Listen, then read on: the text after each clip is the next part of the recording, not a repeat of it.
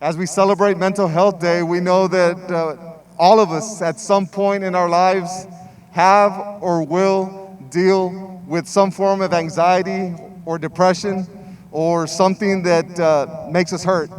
And I wanted to let our students know that I'm so proud of them for bringing this to the forefront, because it's okay to not be okay, and it's okay to ask for help when you need it.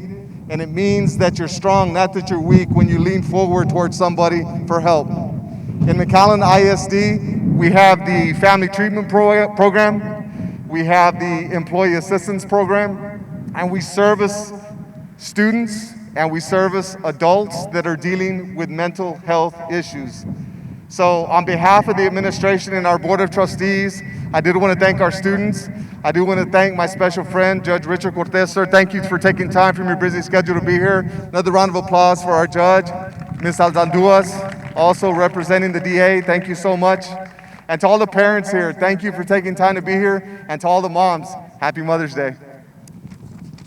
Hello, everyone. I want to thank so much for inviting the DA's office here today to come to help encourage a stigma-free community by bringing all these agencies together so we can connect, so we can promote the importance of mental hygiene for everyone. Your DA, Ricardo Rodriguez Jr., wanted to be here so much today, but he's celebrating his parents' 50th anniversary. But just as he backs this movement so much, so do I. And we encourage that you continue your education for yourself and for others, to let them know of all the agencies that are here today to help the mental health community.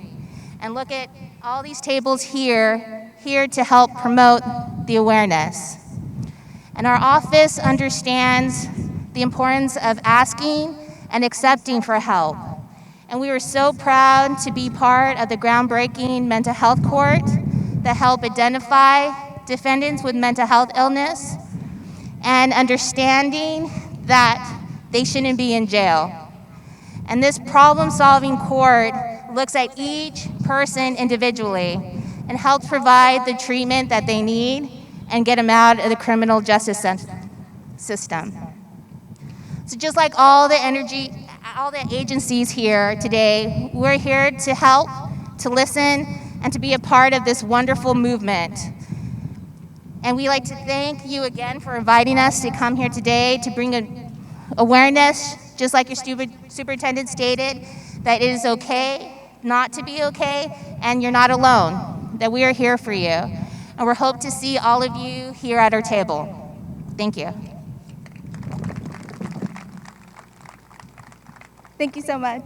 And next up, Richard Cortez, the Hidalgo County Judge.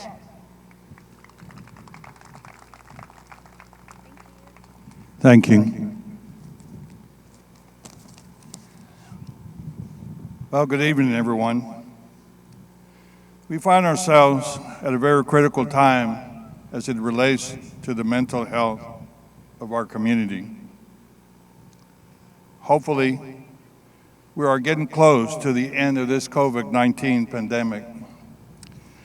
Isolation was one of the safeguards recommended by CDC to slow down the spreading of the virus. Unfortunately, this isolation brought additional stress and hardship to those suffering from mental illness, especially our youth. Mental wellness is essential, and it needs to begin with a public discussion. Be assured that the county and my office are dedicated to serving those that are in need. We have formed a Hidalgo County Mental Health Coalition. It is made up of a diverse group of individuals and organizations dedicated to providing services to those for mental wellness.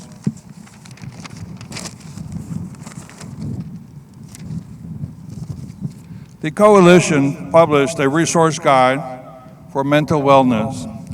There you'll find a hotline, counseling, and other information about support services that are available. This guide gives information where to seek help. You are not alone. You are not alone. And what defines a community is how we treat one another and what we do for one another. Look at ourselves tonight. Everyone's here for one purpose and one purpose only, and that is to help someone else. Here in Hidalgo County, there are many of us who care and are committed to finding the resources to help those that are in need. We want those that are affected to get well. We need you to get well. Again, you're not alone. Thank you very much.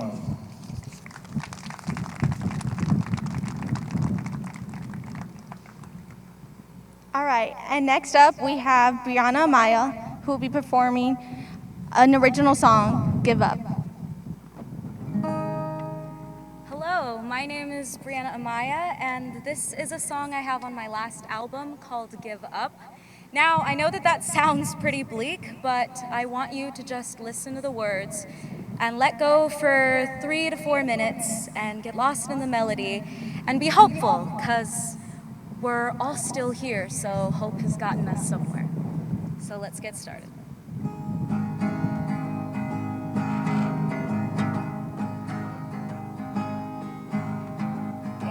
If you try to move slowly, I promise it'll be holy. Feel the bones when you're alone, break with you acting poorly. Just relax your body, ain't no rewarding. Worry about things we can't stop, but every time you wanna give up, just give 'em up. Those pain and aches away. Just give 'em up, give 'em up. Hey, give 'em up, 'cause you're more than your pain. And just give 'em up, give 'em up. You gotta put a big old smile on your face and allow your ribs to break. I feel good. We're not crazy, we're not out of our minds. We just don't have the time, wasting time while we're young. But every time you wanna give up, just give 'em up. Those pain and aches away. Just give 'em up, give 'em up. Hey, hey, hey. Now, I'm up here on a stage singing to this whole room of worthy hearts, and I wanted to share something that gets me through the hard days. When I wake up and it feels like your mind isn't on your side, remember that your whole body, even in those moments, is fighting for you. Your blood is constantly running to a heart that's fighting to beat. Your lungs are helping you breathe. You scrape your knee and a million cells are running to heal you. Every single part of you is fighting for you. So don't give up on your body. Thank it. Thank it for trying so hard even on the hard days. And the next time you feel broken, know that everything inside of you is working to fix it. It's on your side. You just have to be on your side too. And give it up. Give it all away. 'Cause you're here today, here today. Just give it away. 'Cause you're more than your pain. You're okay, you're okay.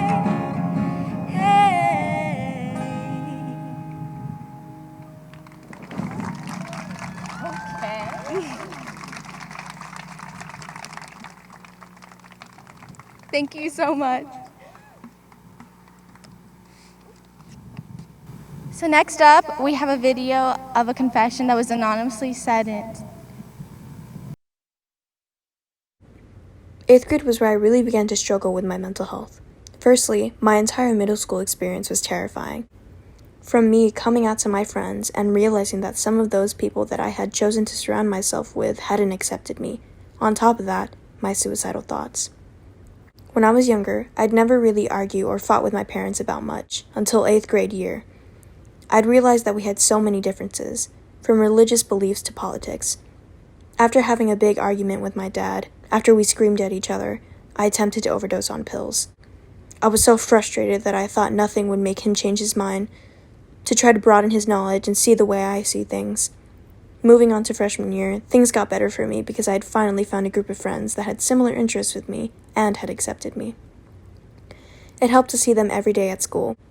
It made me so genuinely happy that I would forget how upset I'd feel once I'd get home. Even though every day consisted of the same routine, I was happy for those 8 hours every weekday. Sophomore year, I came out to my brother, and after feeling so loved and accepted, I don't think I'd felt like harming myself for a few months after that. Then quarantine came around, and I wasn't able to see my close friends. The loneliness caved in on me, and I went back to that same routine of being upset when I was home, only it lasted the full 24 hours. My mental health has definitely plummeted because of the pandemic, and though I tried to find things to do at home that make me happy, I have no motivation to do anything, and I end up sleeping all day and staying up all night. My suicidal thoughts became such a normal thing that I never thought of it as abnormal. I think the main thing that crossed my mind was, this is just something everyone goes through, and that would fade away on its own. To this day, my junior year of high school, I'm still in that same routine. I've been so afraid to reach out because I feel that it would be a burden to my parents and their friends and family.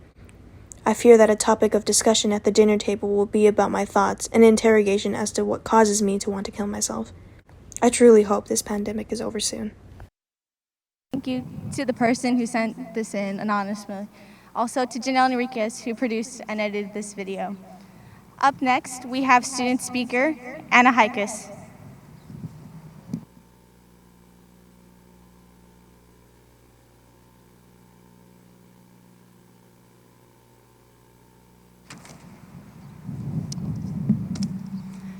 Depression is often called a silent killer. The best way I can describe it is like a fog over your brain. It warps your perception of the world around you, of others, and of yourself. That fog might lessen for one day, and then the next day be so dense you feel as if you can't breathe. That fog is different for each and every person suffering from depression. One of the reasons I wasn't diagnosed with depression for years is because I didn't exhibit typical symptoms. I got good grades, I played sports, I had friends, I babysat, I loved my family. It had been that way since I was a kid. Part of that was because I ignored my depression. When I had feelings of hopelessness or that familiar, invisible weight on my chest, I pushed it aside. If I ignored it, it would go away, right? It got harder and harder to mask my depression. The weight in my chest grew as heavy as a boulder. I was convinced if someone were to open up my chest, they'd find a lump of coal. Every morning, that fog was thicker. Teachers began to notice, as did my parents. So when they asked, I'd find excuses. The typical ones were that I was just tired, or stressed, or nervous for a test. I deceived myself into thinking my depression was normal. One of the ways I dealt with my depression was by sleeping. Here was my thinking. When I was sleeping, I was unconscious. I didn't have to deal with my own mind or pretend like I was okay. When my lunch period rolled around, I would walk to my car and take a nap. I canceled plans so I could go home and sleep. Some days I spent nearly 12 hours asleep. And when I wasn't sleeping, I was probably eating. Food was comforting to me. When I felt that dreadful fog seeking in, I'd walk to the pantry. It would be easy to say I was oblivious during that time, but that's not the case. The real reason I didn't seek help was because I felt weak. None of my friends had depression. Everyone around me seemed so effortlessly happy, so easily living through life when every day I was struggling to crawl myself out of the pit of my own mind. When other people were sad, they had a reason. I felt sad every day, no matter what had happened. It got to a point where I was so numb, so conditioned to feel miserable, I was unable to cry. One night, I was eating a piece of butter and bread while waiting for my shower to warm up. As I thoughtlessly chewed, I caught myself holding the butter knife against my wrist. That was the moment I realized I needed help. I told my parents, who got me a therapist, I wanted antidepressants. I slowly began to untangle the thick tendrils that had wrapped around me. It was around that time when the pandemic began, and I found out I was moving to a city in the Rio Grande Valley called McAllen. That was one of the worst times of my life. Not only was I moving from my home of 10 years, but I couldn't see my friends, teachers, or family in person. I felt trapped, both in my home and within myself. I think that's a feeling all of us can relate to in this pandemic. But when we moved here, things began to change. I had my family who supported me, a therapist, and some life-changing medication. I got connected with my new coach and teammates at my school. Even in the pandemic, I started to make friends. When school began, we were all on Zoom. One of my teachers posted an assignment about Plato's cave. She wanted to know what influenced our perception of the world. What was our cave? Mine is the fog of depression, which I spoke of in a video she asked us to post on Flipgrid. I thought only she could see it. Turns out my entire grade did. But instead of ruining my new home, that openness and vulnerability had an amazing effect on the students around me. That night, I got messages from several people in my grade commenting on how brave I was and saying they also struggled, not with depression, but other mental illnesses. I realized I was not alone, and I never have been. There are so many people entangling themselves from this fog and other mental illnesses that almost all of us can relate to. All my life, I've struggled with depression. It was because I sought help that I'm here today. I'm glad to share my story with you, and I hope that anyone else who's out there who's also struggling can know that asking for help is the only way it will get better. I hope that more people can come forward with their stories so we can help end the stigma around mental illness. Thank you. Hello. I just want to thank everyone for showing up. It really means a lot to all of us. There was a lot of hard work that got put into this project, and I'm really glad I'm here today to see how it turned out. I also want to take a second to really commend the people who are speaking today, because this is so hard. Actually, let me take my mask off. I've been thinking a lot about what I wanted to say today, and when it came down to it, I realized I don't know how to talk about it at all. I literally had a bunch of little breakdowns last night because I was so worried about today. One of which happened with my parents when my dog woke them up at 3 a.m. So for that, thank you. I'm sorry. But it really did make me think about how I honestly can't remember a time when I wasn't anxious. When I was in the first grade, I developed this habit of rocking back and forth. I remember I would sit crisscrossed applesauce on the carpet in Miss Mora's class, and she read to us. And I would rock back and forth over and over until she would reach over with her hand, and without stopping reading, to hold me still. Every time she stopped my rocking, I felt sick. I remember it so vividly. The class was too silent, the kids were too close, and everything was just too still and yet so fast at the same time. Although I wasn't old enough to understand any of this, I knew that the constant movement made me feel at ease with my body and my mind. Years later, I still have the same rocking habit, which was, yes, pointed out. And that's the origin of that story. As I grew, so did my anxiety. It became more than the cautious worry and fear that began to dictate my actions. It was the thoughts I would have. Like most teens, I had my own set of insecurities and doubts. The fact that these normal feelings had to coexist with my growing anxiety did not help middle school me. I cared too much about what people thought of me, and I assumed the worst in every situation, and I would think what I said a minute before, and it would haunt me for the rest of the day. But this anxiety was normal for any kid. It didn't mean there was a problem, and I believed that it was something that I would truly grow out of. It was during this time in middle school that I discovered my love for theater and performing. Theater quickly became my outlet, and to this day, it still is. Despite how challenging the art is when you struggle with anxiety, I believe it's one of the best ways to overcome it as well. In the beginning, it was really hard to go on stage knowing everyone will not only be focused on you, but will be judging you as well. But through experience and building connections with those I worked with, I began to slowly but surely gain confidence. It was no surprise to anyone when I became the extrovert that I am now, but what was a surprise was the intensity of my anxiety despite learning how to keep it at bay. It slowly became challenging to manage. Managing anxiety while being an extrovert makes absolutely no sense to me. See, I get my energy from talking to people and being with others, but being with other people sometimes is just too much for me. At times, I suddenly can't breathe when I'm in a crowd and my head spins with all these thoughts running wild. I can't speak, I can't be touched, and I just want to be isolated.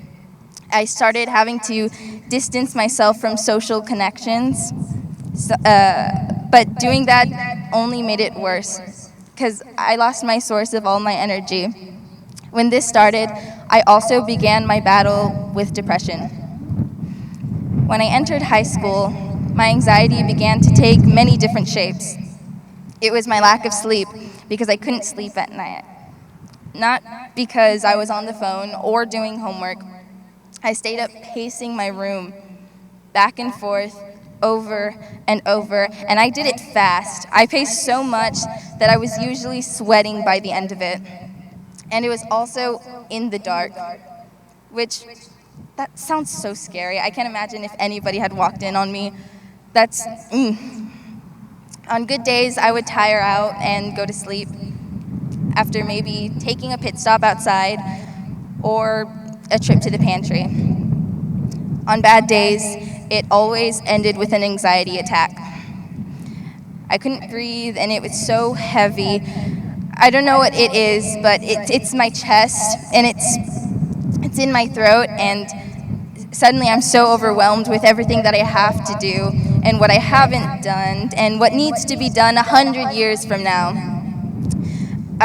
I'm overwhelmed by the people in my life who have to look at me and have to listen to me, and who are so focused on me, even though I know they're not really.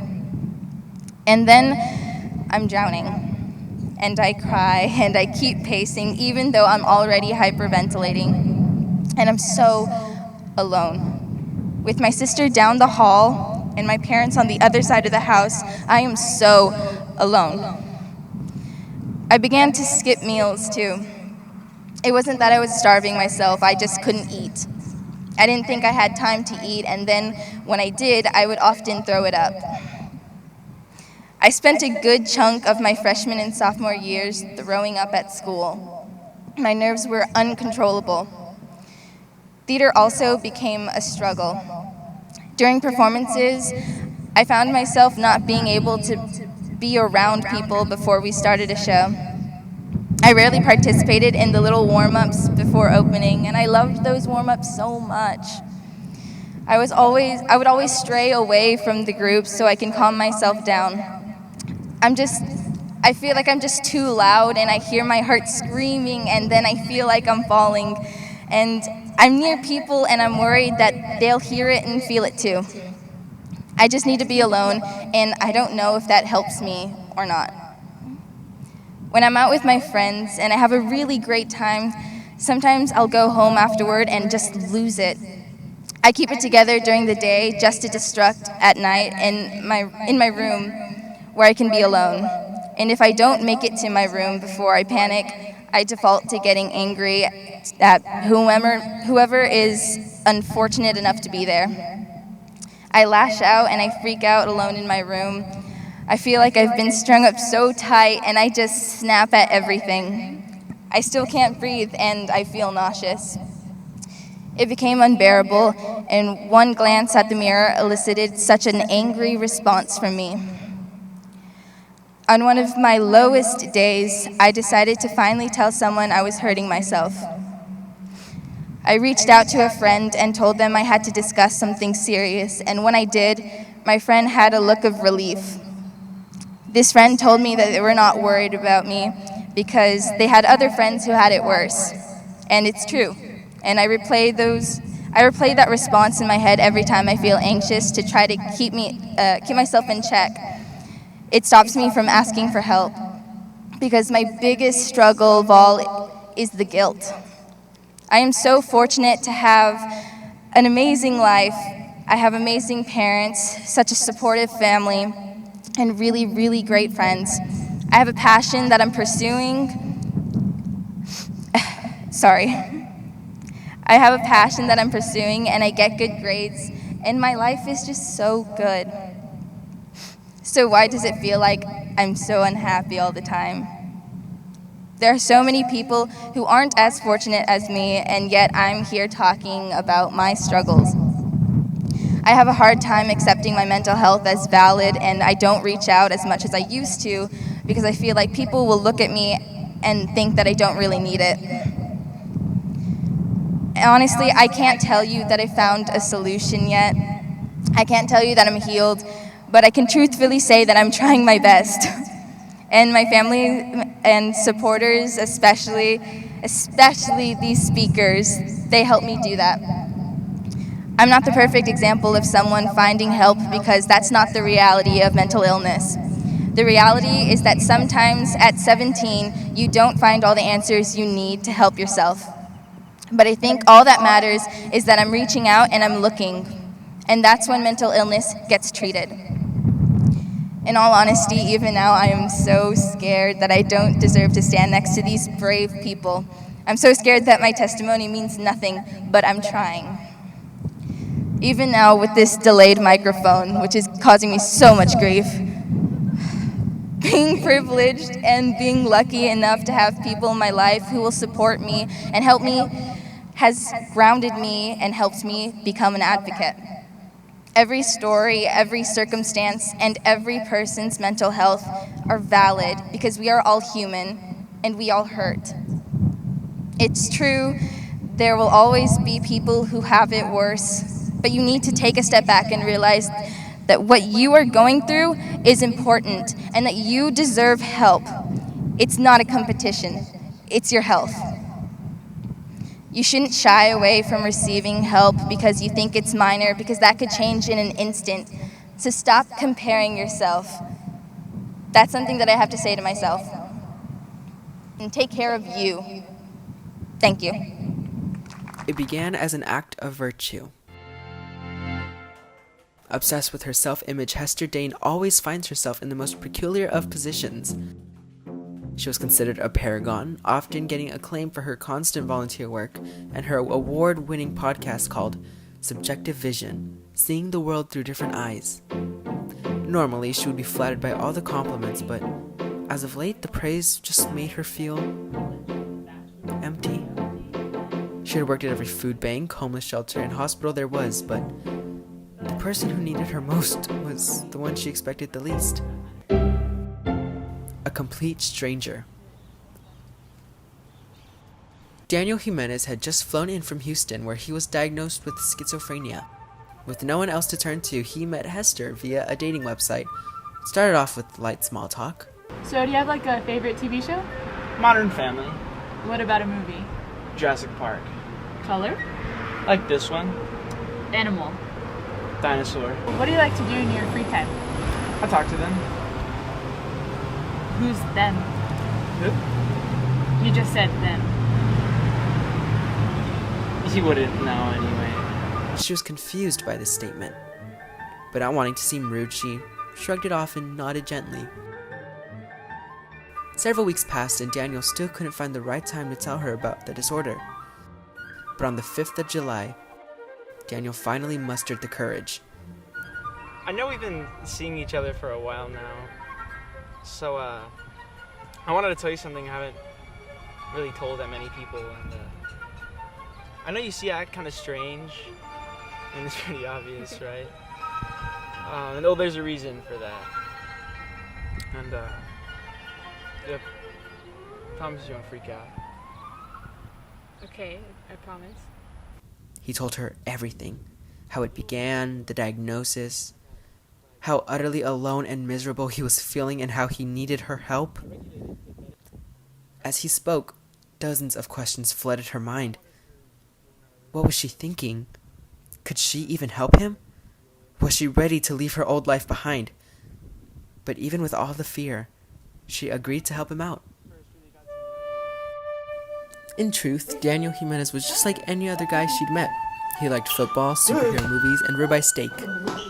He just seemed to see things differently. On a normal day, he'd see an array of cockroaches, garden snakes, and spiders. To ensure that it was all an illusion, Hester would spray down the house with pesticides twofold, threefold on a bad day. Daniel would also find himself hearing voices around the house, and he would wander off to go find them. Who's there? In the event that this happens, Hester makes a point to grab his hand so that he can be tethered back to reality.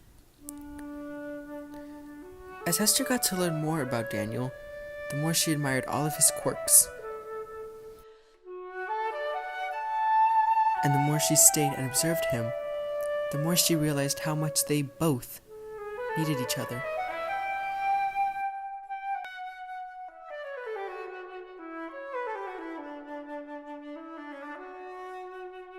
But what she had to deal with before could not prepare her for what happened on that fateful August evening, the day Daniel experienced his first psychotic episode.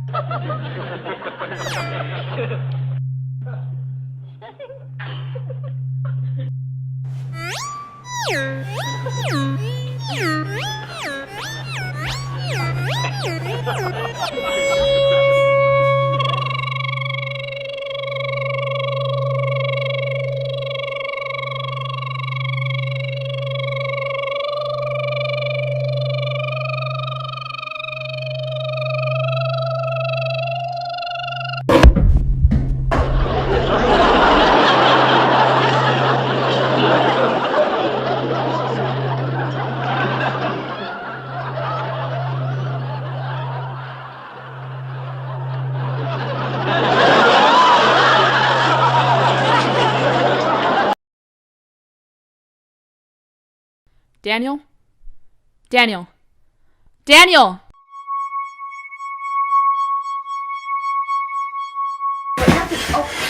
He was here. He was here. He was there. He was there. He was there. He was here. He was trying to get me. He was coming to get me. He was there. I swear he was there. He was trying to get me.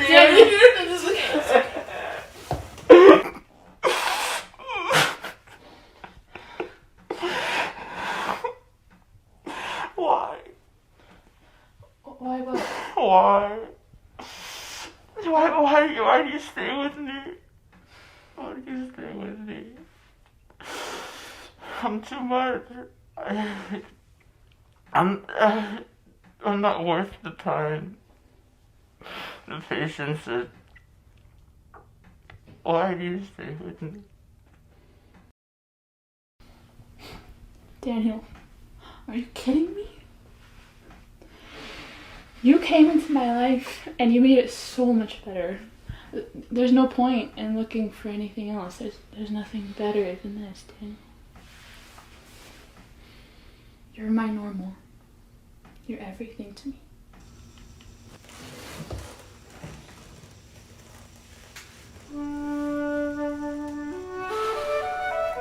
Bringing Daniel into her life made her realize that there was more to life beyond praise and recognition.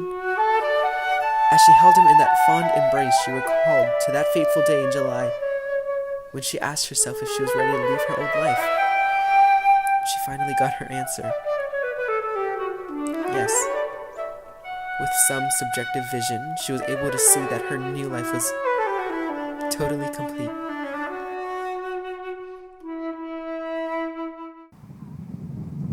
This is a lot scarier than I thought it would be. Hello, my name is Coy Martin, and I'm going to be speaking about my struggles and successes with mental health. Since I was a little kid, I've always been super happy and an energetic person. People used to tell me how I would just light up the room with just a smile. Once middle school started, that started to change. My parents got a divorce, I was being bullied, and social standards were starting to feel overwhelming. I lost almost every friend I made in 7th grade. I was being criticized for just who I wanted to be. Because of all this, I attempted suicide 5 times, none of which my parents or friend knew about. I began to change myself for others, and it worked for about a year. Once COVID hit, I took a massive blow mentally. Being isolated, alone, and confused was so scary. I'd never felt like that before. I lost half of my 8th grade year, and it was devastating. As I got more familiar with the new normal of COVID, I started talking to more people online, and eventually I became addicted to social media. If people didn't like me enough, I would change to make them happy. I stopped eating to get skinnier. I've always been skinny, but in the world of social media, I wasn't thin enough. All I saw myself as were likes, comments, shares, views, etc. Once school started again, a group of people were posting very hateful things about me online. At first, I overlooked it, but after a while, everybody I knew was talking and posting about it. As the rumors were being shoved into my face every time I opened my phone, eventually I started to believe it. I was so obsessed over what people were saying that I didn't notice how poorly I was doing in school. I had never done so bad in my life. I had always been an A/B student, but I was failing almost all my classes. I couldn't handle all of this, no ordinary teenager could, so I tried cutting. I've always known about self-harm. A year ago, if somebody asked me about it, I would have been so confused as to why somebody would even think about doing that. The first time I did it, it didn't help at all, but I still did it every day until it did. It became a habit before I even realized. When I woke up, I would start thinking about how and where I would cut later that night. After about 3 or 4 weeks of this, I knew I couldn't stop myself even if I wanted to. So I started to wear short sleeves and shorts until somebody noticed. It didn't take long before my mom saw them. The look on her face still haunts me every night. That night, she found out. She took away the blade. I was fine for the next night or 2, but the urges were getting so strong. 2 nights after my mom found out, I walked downstairs, grabbed a kitchen knife, and stabbed myself 6 times. After I was done, I put bandages on, crawled into my mom's bed, and woke up for school the next morning. I don't remember much of the next day, but I can still hear my mom telling me that I'm going to a hospital. The first one I went to was awful. My medications made me extremely angry, anxious, and just overall 10 times worse than I was before I got there. It felt like the staff at DHR didn't even want to be there. I was having a really awful panic attack one night, and they just gave me some water and sent me to my room. Eventually, they had to hold me down. I was screaming, crying, punching, throwing things, and anything I could do to let out my emotions.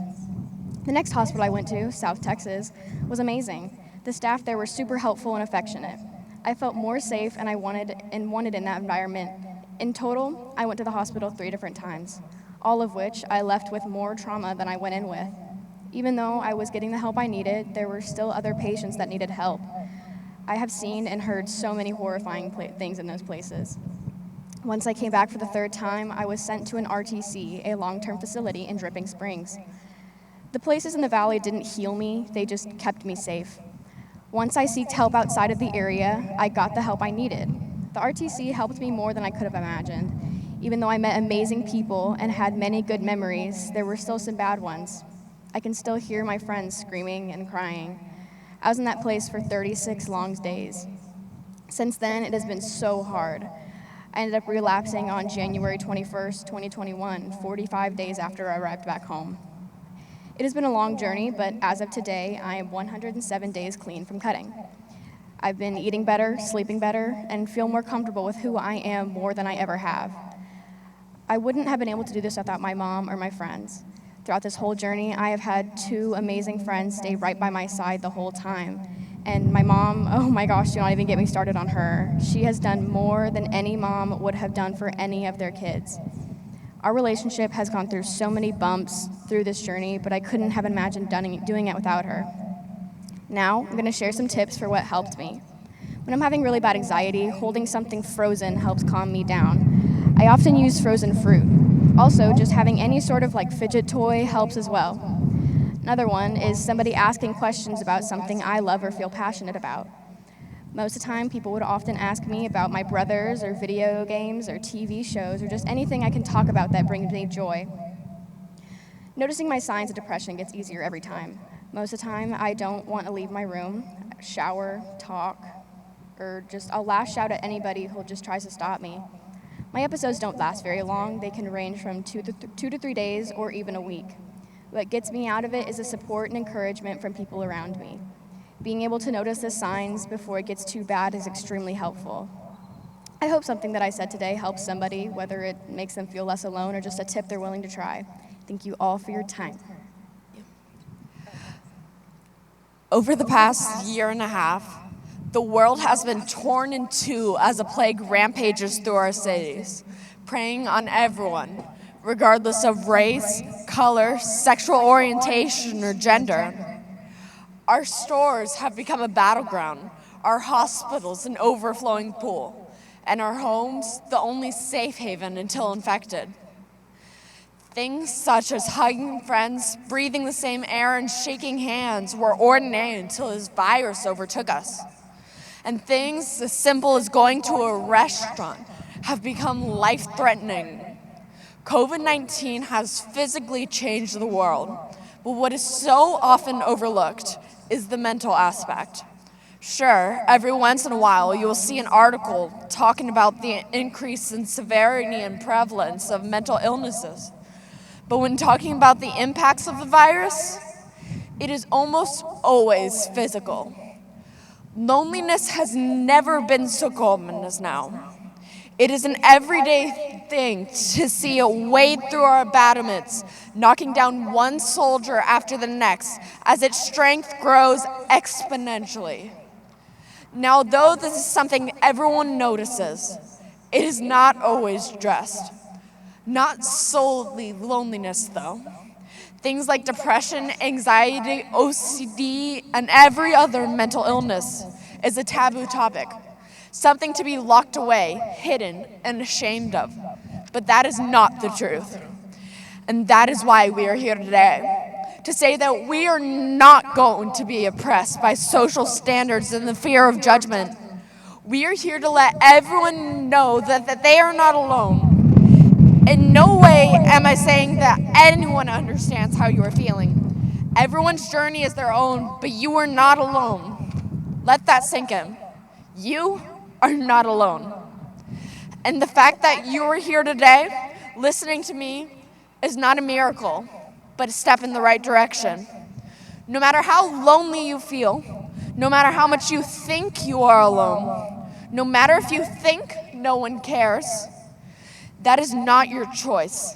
It is the people around you's choice. And I made the mistake of thinking that I knew how everyone felt. I may be empathetic, but it is beyond our human grasp to read others' feelings like the pages of a book. And I learned that the hard way. Over the fall semester, life was not easy. I felt like I was on a downhill slope, not sleeping, gaining weight, stopping socializing, self-harming.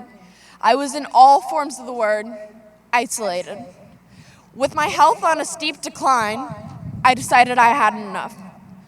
The world was just going to keep throwing undodgeable stones at me that would knock me to the ground.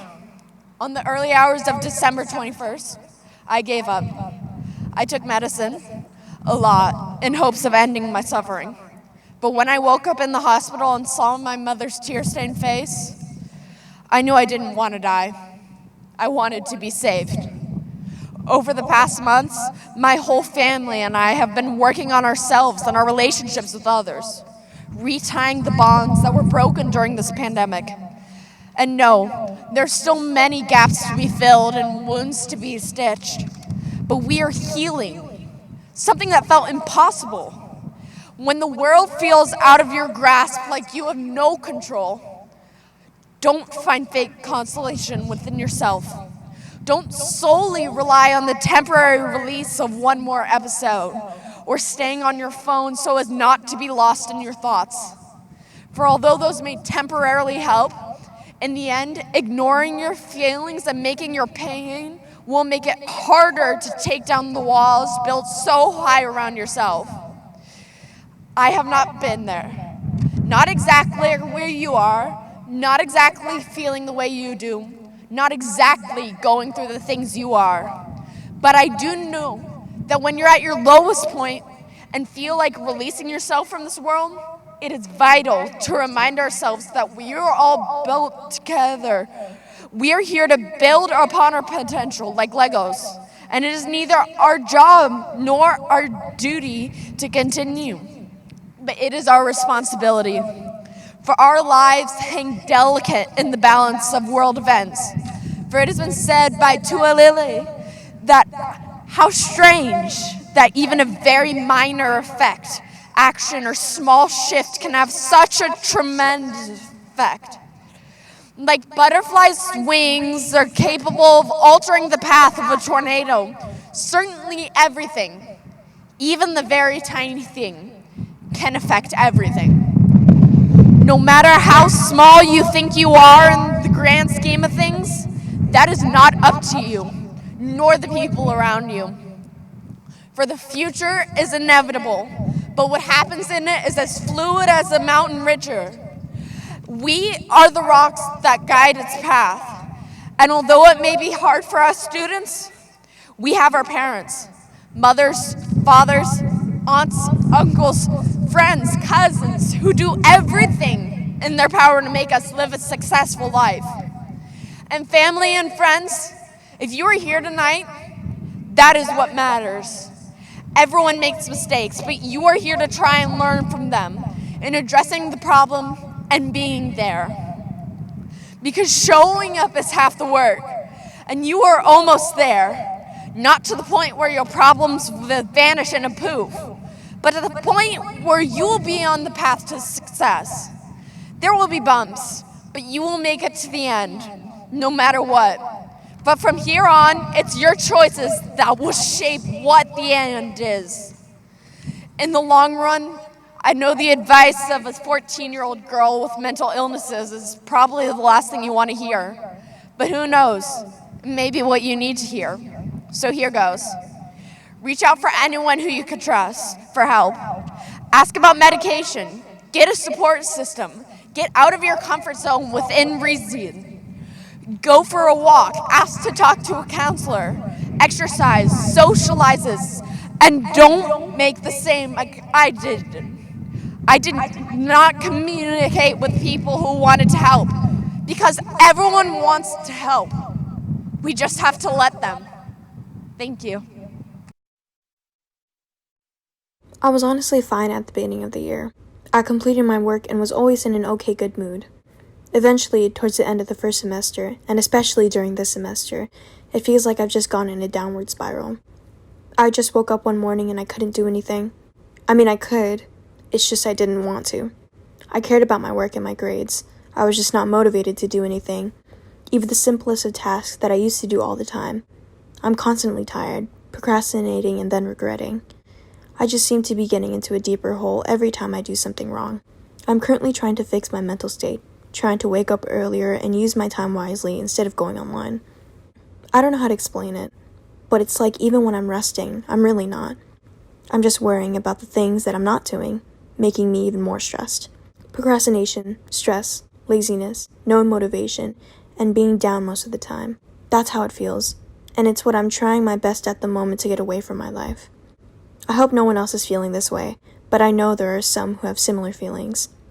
I think the best we can do is encourage ourselves, even on the least desirable days. We're the only ones who can truly help ourselves and our mental states. Next up, we have the authors of You Can Do It, Chickadee, Maria and Maelia Salcines.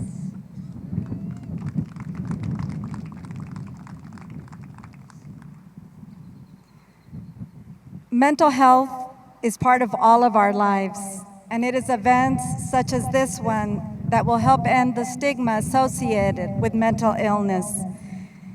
Because of COVID, families have been affected, and parents are struggling to find ways to help their children. My daughter and I wrote this book to help children understand depression and give hope to families that are going through this. Thank you so much.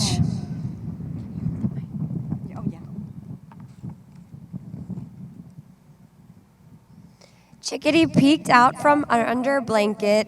She could hear her sisters playing outside the window. I need to get up. I need to get up, she said, but her arms felt heavy, her legs too. She felt gloomy and blue. She loved playing with her sisters, but lately, Chickadee felt sad, and all she wanted to do was sleep. Chickadee could hear her sisters laughing outside, and she wanted to go out and join them. I can do it. I can do it, she said as she threw off the covers and got out of bed. She ruffled her feathers and put on her favorite lavender bow. 1 step, 2 steps, 3 steps, 4. She was determined to make it out the door. Where are you going? Mama asked as Chickadee walked through the door. Outside, Chickadee answered. Not until you eat breakfast and take your pills, Mama said. I'm not hungry, Chickadee cried, tears gushing out of her eyes. Come here, sweetie, Mama said. Chickadee dragged her feet on the floor. 1 step, 2 steps, 3 steps, 4. I made your favorite fluffy pancakes topped with strawberries and slathered in maple syrup, Mama said.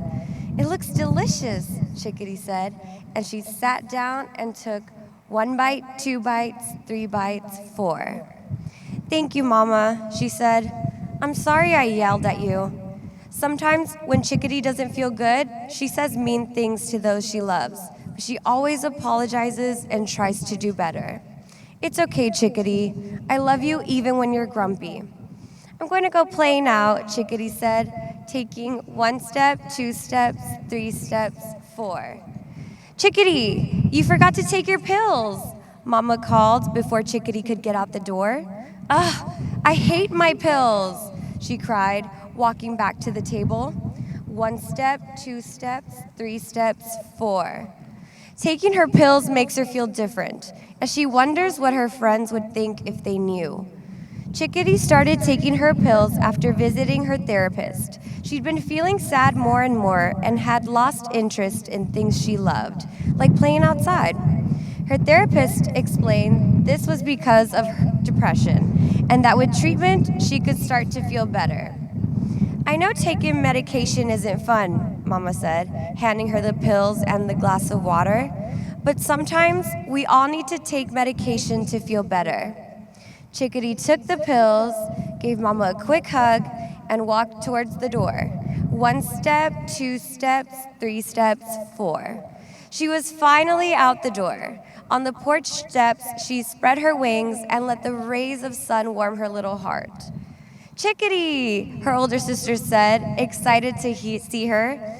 Come play with us. I can do it. I can do it, Chickadee said out loud. It's going to be a good day. All she had to do was take 1 step, 2 steps, 3 steps at a time. Thank you.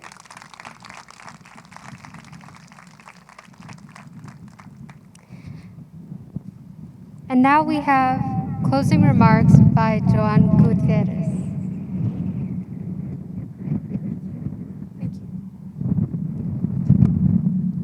Good evening, everyone.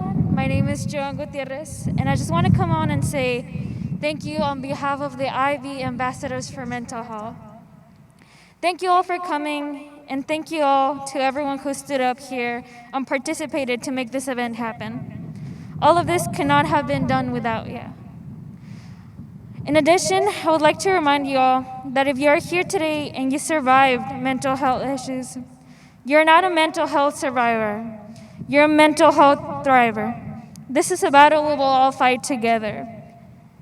Let's fight together to end this stigma.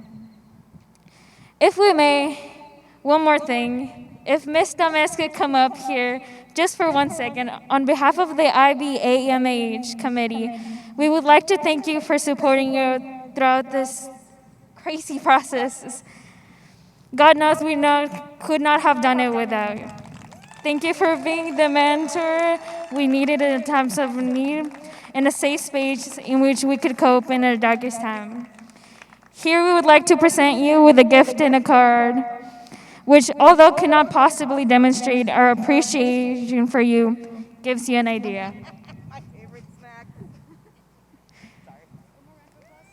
One more round of applause, please.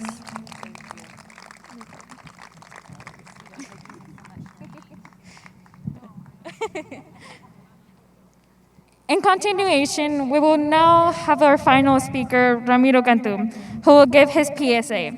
Again, thank you all for coming, and I hope you have a great rest of your night. And that's why feeling empathy and compassion for others is so important during these trying times. Thank you.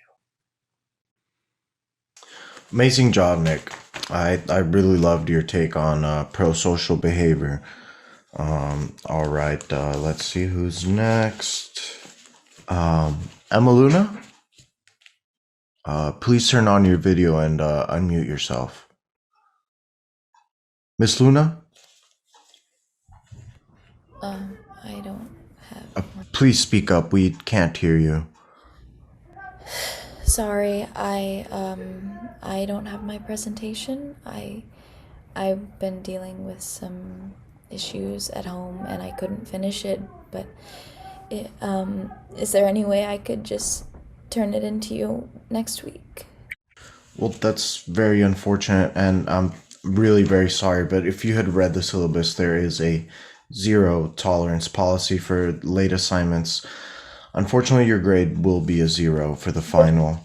Sir, I'm sorry, Miss Luna. There's really nothing I can do, and we're running out of time. Students who still need to present, please come prepared for the next and final class day. I will see you guys next week. Wait, Emma. I'm sorry. I know we haven't talked in a while, but I just wanted to see if you're doing all right. Yeah, I'm fine. Are you sure?